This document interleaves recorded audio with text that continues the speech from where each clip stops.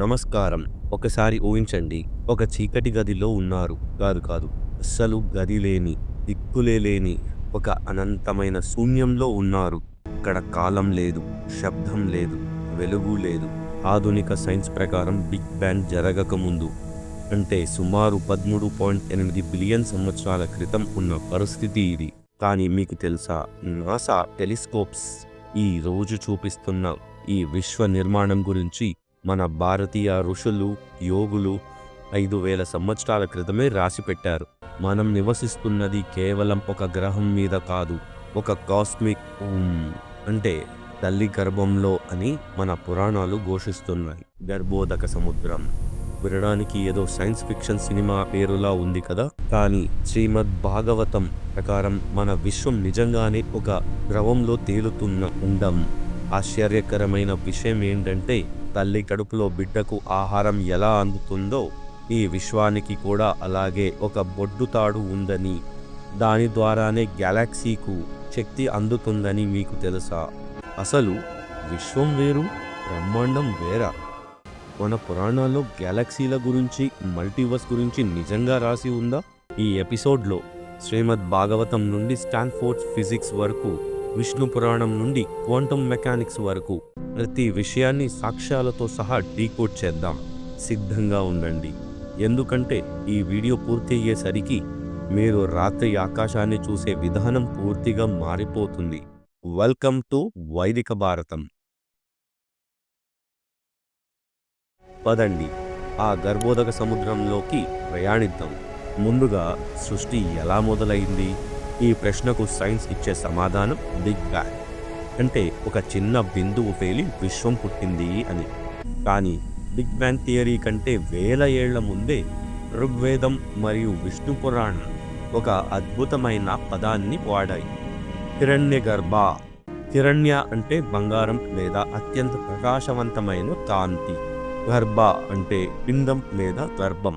సృష్టికి ముందు ప్రకృతిలోని మూలకాలన్నీ ఉంటే పంచభూతాలు కలిసి ఒక భారీ ప్రకాశవంతమైన బంగారు అండంలాగా ఏర్పడ్డాయి.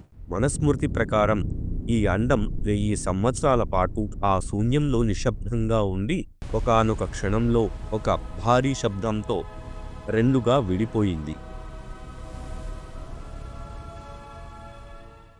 ఆ పగిలిన పై భాగం స్వర్గం అంటే ఆకాశంగాను, కింద ఉన్న భాగం భూలోకంగాను మారింది. దీనికి సైన్స్ ఏం చెబుతుందో తెలుసుకుందాం. ఇక్కడ గమనించండి, నేటి భౌతిక శాస్త్రాలు విశ్వం పుట్టుకను సింగులారిటీ అని పిలుస్తున్నారు. అంటే అనంతమైన శక్తి ఒక చిన్న చోట కేంద్రీకృతం కావడం. మన ఋషులు చెప్పిన బంగారు అండం కూడా అనంతమైన ప్రకాశాన్ని, శక్తిని తనలో దాచుకున్న ఆ సింగులారిటీయే. సరే, గుడ్డు పగిలింది, విశ్వం పుట్టింది, ఇంతవరకు బాగానే ఉంది. కానీ అసలు ప్రశ్న ఇక్కడే మొదలవుతుంది. ఈ గుడ్డు ఎక్కడ ఉంది? గాలిలో వేలాడుతోందా, లేదా ఇది ఒక వింతైన సముద్రంలో తేలుతోందా? అదేంటి? అదే మల్టీవర్స్ రహస్యం. పదండి తెలుసుకుందాం. మనం సాధారణంగా విశ్వం అనంతం అనుకుంటాం, కానీ శ్రీమద్ భాగవతం ఒక షాకింగ్ నిజాన్ని చెబుతోంది. ఈ భౌతిక సృష్టికి అవతల ఆధ్యాత్మిక లోకాలకు మరియు భౌతిక లోకాలకు మధ్య ఒక బార్డర్ ఉంది అని. అక్కడ ఒక అనంతమైన సముద్రం ఉంది. దాని పేరే కారణోదక సముద్రం లేదా విరజా నది. ఇక్కడ మహావిష్ణువు కారణోదకాశాయి విష్ణువుగా యోగనిద్రలో పవళించి ఉంటారు. ఆయన శ్వాస ప్రక్రియే ఈ సృష్టికి కాలమానం. ఆయన శ్వాస వదిలినప్పుడు ఆయన చర్మం రంధ్రాల నుండి కోటాను కోట్ల చిన్న చిన్న బుడగలు బయటకి వస్తాయి. ప్రతి బుడగ ఒక బ్రహ్మాండం. అవును, మీరు విన్నది నిజమే. మనది ఒకటే విశ్వం కాదు, అనంత కోటి బ్రహ్మాండాలు. చైతన్య చరితామృతంలో దీనికి ఒక అద్భుతమైన ఉదాహరణ ఉంది. ఒక సంచిలో ఆవగింజలు ఎంత ఇలకరిగా ఉంటాయో, ఈ కారణ సముద్రంలో బ్రహ్మాండాలు అలా గుంపుగా తేలుతూ ఉంటాయి. దీనికి సైన్స్ ఏం చెబుతోంది? దీనిని modern science bubble universe theory, Stanford's physics and Linde చెప్పినట్టు ఒక కాస్మిక్ ఫ్లూయిడ్ నుంచి విశ్వాలు బుడగల్లా పుడుతూనే ఉంటాయి అని. సరే, మనం ఒక బుడగలో ఉన్నాం. కానీ చాలామంది విశ్వం, బ్రహ్మాండం అనే పదాలను ఒకేలా వాడేస్తుంటారు. అసలు ఈ రెండింటి మధ్య తేడా ఏంటి? మనం బ్రహ్మాండంలో ఉన్నామా లేక విశ్వంలో ఉన్నామా? ఈ క్లారిటీ లేకపోతే పురాణాలు అర్థం కావు. ఆ కన్ఫ్యూజన్ క్లియర్ చేసుకుందాం. ఇప్పుడు మనం కొంచెం టెక్నికల్ వివరాల్లోకి వెళ్దాం. విశ్వం, బ్రహ్మాండం అనేవి పర్యాయ పదాలు కాదు. వాటి మధ్య ఉన్న తేడా ఆకాశానికి భూమికి ఉన్నంత. బ్రహ్మాండం, బ్రహ్మ ప్లస్ అండం, ఇది ఒక ప్యాకేజీ లేదా ఒక ఇల్లు లాంటిది అనుకుందాం. విష్ణు పురాణం ప్రకారం ప్రతి బ్రహ్మాండానికి 7 కప్పి పొరలు ఉంటాయి. అవి భూమి, నీరు, అగ్ని, వాయు, ఆకాశం, అహంకారం, మహాతత్వం. ఇది ఒక హద్దులా అంటే బౌండరీ లా ఉంటాయి. ఒక వెలగపండు పైన ఉండే పెంకు లాంటిది బ్రహ్మాండం. ఇప్పుడు విశ్వం, ఆ బ్రహ్మాండం అనే పెంకు లోపల ఏవైతే ఉన్నాయో అంటే 14 లోకాలు, గ్రహాలు, నక్షత్రాలు, గెలాక్సీలు, జీవరాశులు, వీటన్నింటినీ కలిపి విశ్వం అంటారు. విశ్వం అంటే అంతటా వ్యాపించి ఉన్నది అని అర్థం. సింపుల్గా చెప్పాలంటే బ్రహ్మాండం అనేది ఒక బాక్స్ అయితే విశ్వం అనేది అందులో ఉన్న వస్తువు. కాబట్టి శాస్త్ర ప్రకారం విశ్వం బ్రహ్మాండం లోపల ఉంటుంది. సరే, మనం ఇప్పుడు బ్రహ్మాండం అనే బాక్స్ లోపల ఉన్నామని అర్థమైంది.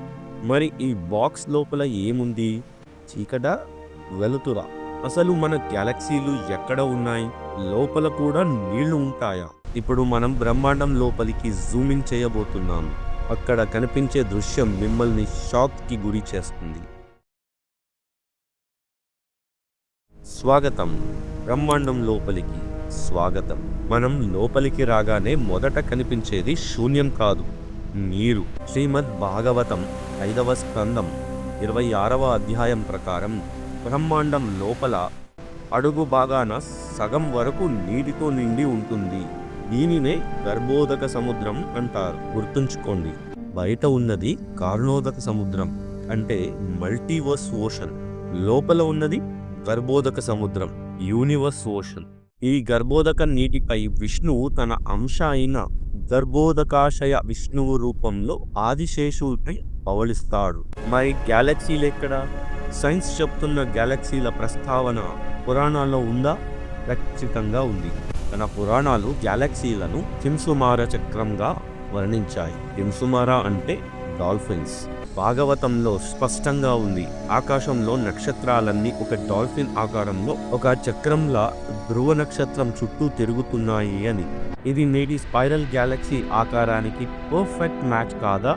అలాగే మనం రాత్రిపూట చూసే మిల్కీవేని మన వాళ్ళు ఆకాశగంగా అని పిలిచారు.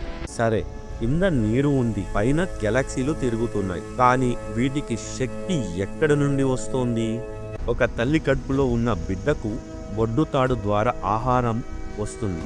మరి ఈ విశ్వానికి బొడ్డుతాడు ఉందా? సైన్స్ దీనిని నమ్ముతుందా? ఆశ్చర్యంగా సైన్స్ కూడా దీనిని ఒప్పుకుంటోంది. అదేంటో చూద్దాం. ఇప్పుడు మనం ఈ థియరీలోని క్లైమాక్స్కి వచ్చాము.